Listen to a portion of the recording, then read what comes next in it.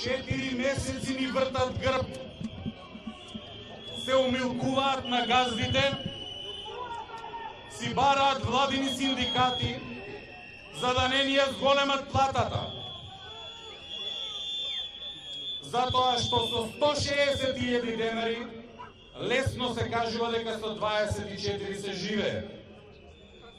Затоа што не водат грижа за нас, за работниците, ние работниците денеска дојдовме тука да им свртиме грб, да почувствуваат како изгледа да ви врти некој грб 4 месеци.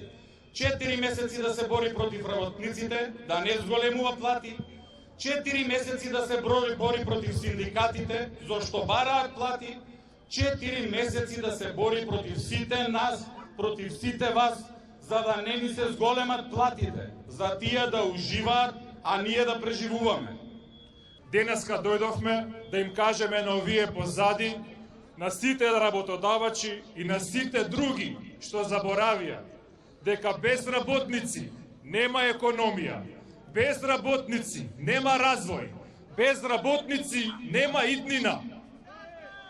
Денес не е ден во кој што протестираме, како што велат, против владата, туку денеска сакаме да им кажеме на функционерите, кои што од сите политички партии де факто, кои што зимаат 79% покачена плата, кои што зимаат патни трошоци, кои што зимаат разни додатоци, да им кажеме и да им укажеме дека не може платата за работниците со 1800 денара покачување да биде доволно.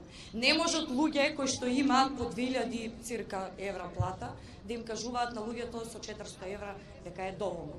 Сакаме да ги подсетиме господата што седат позади дека се должни да ги почитуваат колективните договори. Бараме да си стојат на зборот и тоа што го ветиле пред 1, 2, 3 години, денеска да го исполнат. Затоа што неисполнето ветување е лага, а лагата мора да биде казнета. Треба да се чуе народот и треба да се свати дека народот е дојден на дно. 500 евра минимална плата е најниското нешто што може да го бараме и што ни следува. Тоа е најниско нешто. Главната причина е ниските плати. Јас сум од образование, ние имаме најниски плати во секторот образование и се најслабо платени наставниците и затоа и веќе не се ни запослуваат во училиште и не сакаат неатрактивна професија. Секој што сака да го крене гласот, му е местото овде, бидејќи заедно можеме да успееме. Тоа ми е целта. Борбата е заедничка на сите, и вас медиумите, и нас образование, и останатите гранки.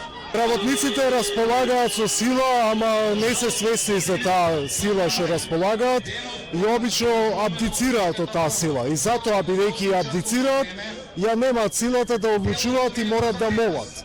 1. мај е да подсетиме дека ние располагаме со сила и мора работничкиот глас да биде слушнат. Пораката од нас, културните работници, е почитување на законите и колективните договори и давање на достојни услови за работа за сите работници.